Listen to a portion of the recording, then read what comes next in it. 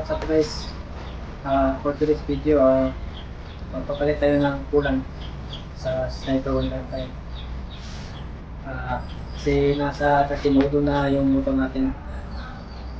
Ito pa yung kulang na ipapalit natin. So, tignan natin yung modo.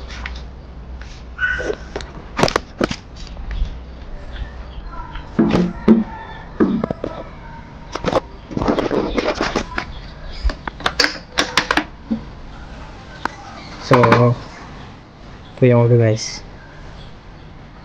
Yan. 13,103.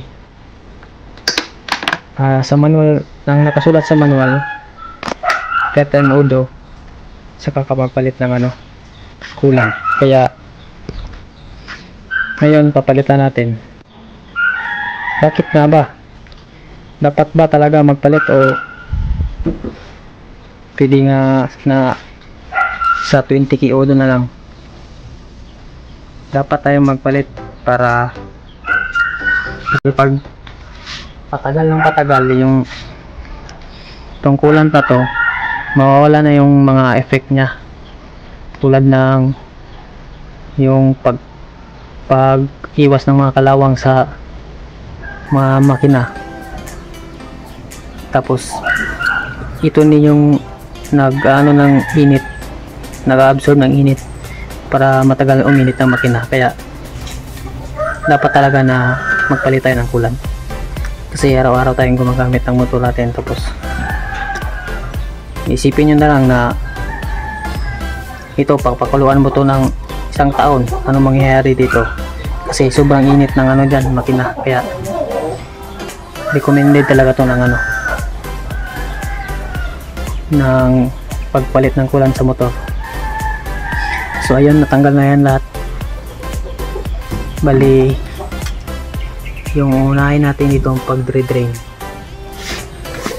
Yun na yung drain plug. Ito drain plug. Tapos dito rin i-drain natin tong reservoir. So yung gagamitin lang na tools ito, pangupin dito sa takip ito. Tapos itong 8mm na sakit, yan, 8 dito sa drain plug. So yun na, let's go. Okay guys, drain na natin guys. Ayan yung drain plug. Tapos yan, may pang salod tayo dyan. Okay, let's go. Tignan nyo na lang guys. Ano ko ba? Drain sa kulan.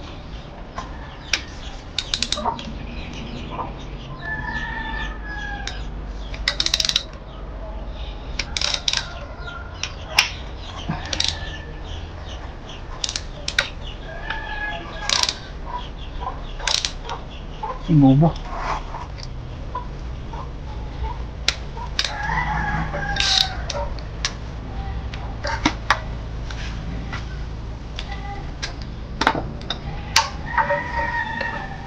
Counterclockwise guys.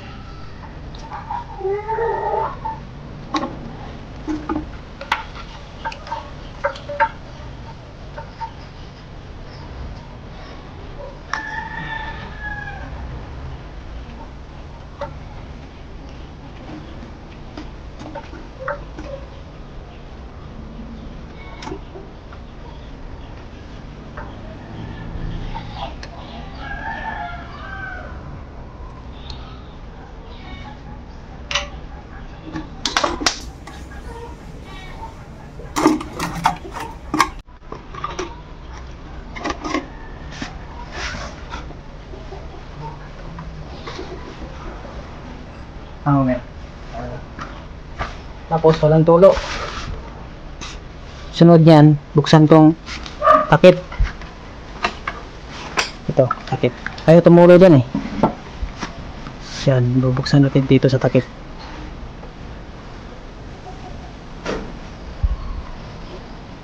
Saka yan, tutulog yung tatagas sa baba.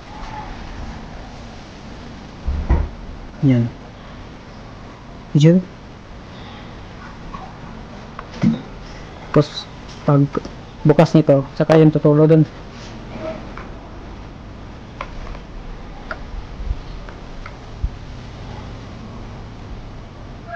Kasi parang may ano to eh, gravity.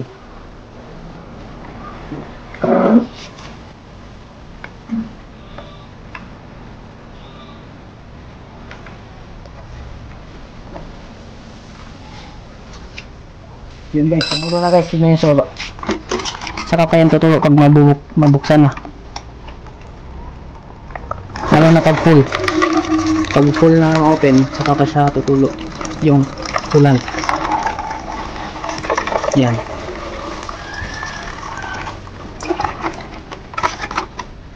Yan guys. Kunti lang pala guys. Ito yung kakit.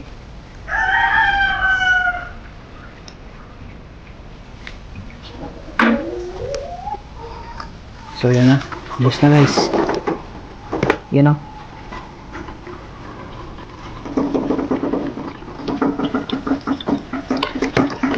Yan, antayin na natin mga ubos. Tapos pisil-pisilin pala natin to ito.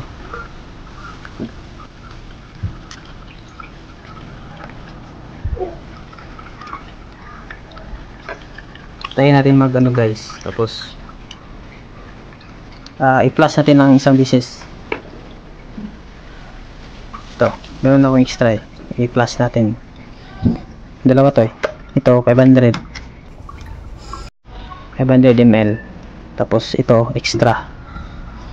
So ipa-flush natin para mawala yung pink, green na yung ilalagay natin. Ito, pasok natin dito.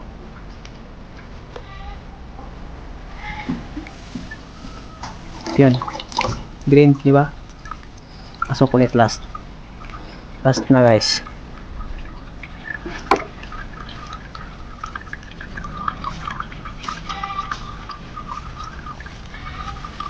Isa pa.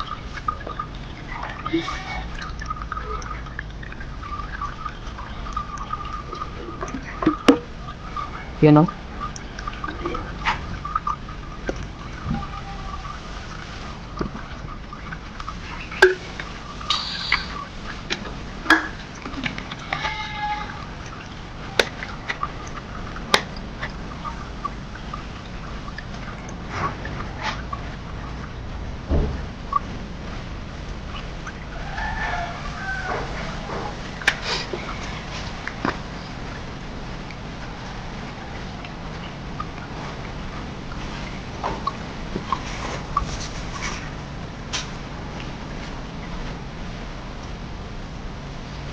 Yan, malapit na maubos guys. Yan o, maubos na. Parang ito yata yung pinaka lower part, kaya sa drain niya ba paikot yan dun eh. Dito, lagang dito, pasok dito, dito, pasok dun, tapos pasok na sa black, tapos pasok dun, mula dun. Nati ka lang yun sa kabila.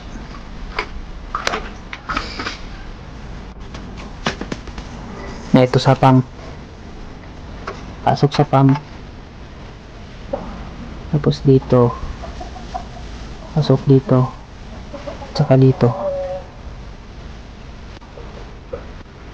Ayun ko sana to. Nasa ayos guys. Yun ba to? Tapos drain natin to. Wala nang tagas eh. Yan o, wala na o. Drain natin to. Itong ano, to drain. Blood drain na ba eh?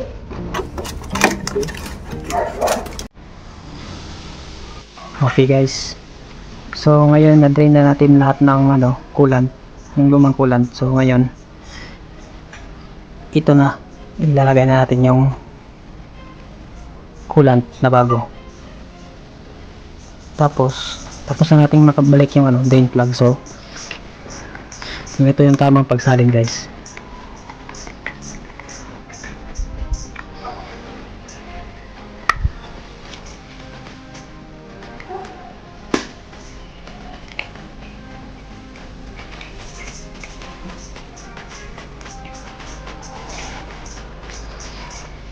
Buksan na natin guys. Tapos check nyo, baka may ano dyan, mga bato. May mga bato. So una, lagyan na natin ng mga dito, mahigit sa kalahati.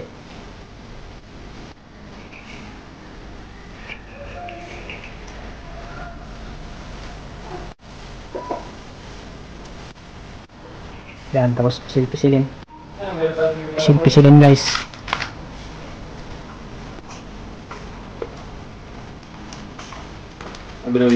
Tignan nyo, yung gula-gula. Pisil-pisilin nyo.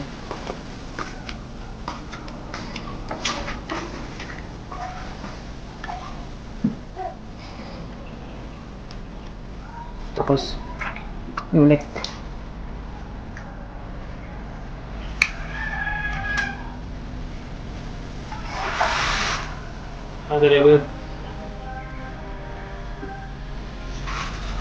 Kunti-kunti lang guys. Yan. Tapos pag ganyan makalati, pwede na pandarin. Pandarin natin para mag-circulate.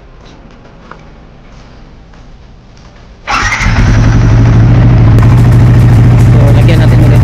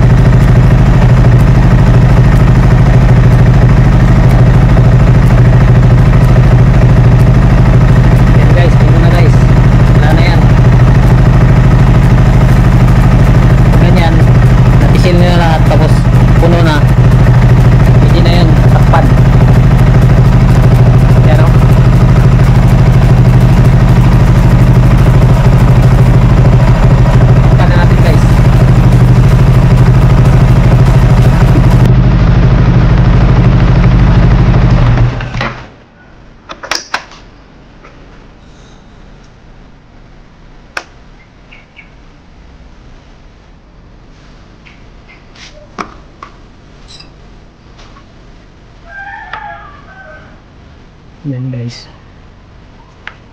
Ano na kadali guys, kaya kaya yan. Bago na guys. Next na naman. Next to bondo. Saka na naman papalit. Para maganda yung performance. Walang overheat. Yun, may ano yan guide. Ito, na lock na. Oh, ibig sabihin sagad na dito, may dito yan, may puti, may palatandaan. Tapos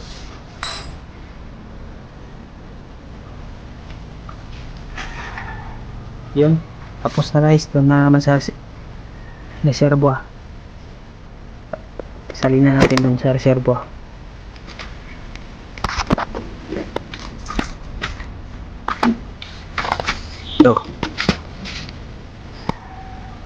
So basic na to guys, kaya na to ng lahat. Hanggang dito lang guys sa full. Dito sa linya talaga sakto para smooth. Okay, yan nyo.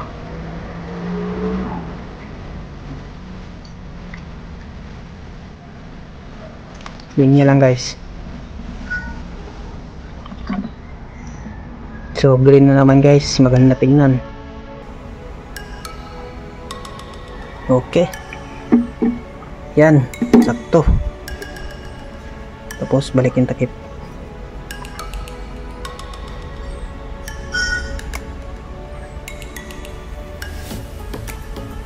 Tapos check nyo kung may tagas yung drain plug. Wala naman, you know. So yan guys, ito yung tira sa ano natin. So maraming salamat. Subscribe na lang guys para sa mga more maintenance natin sa motor. Maraming salamat.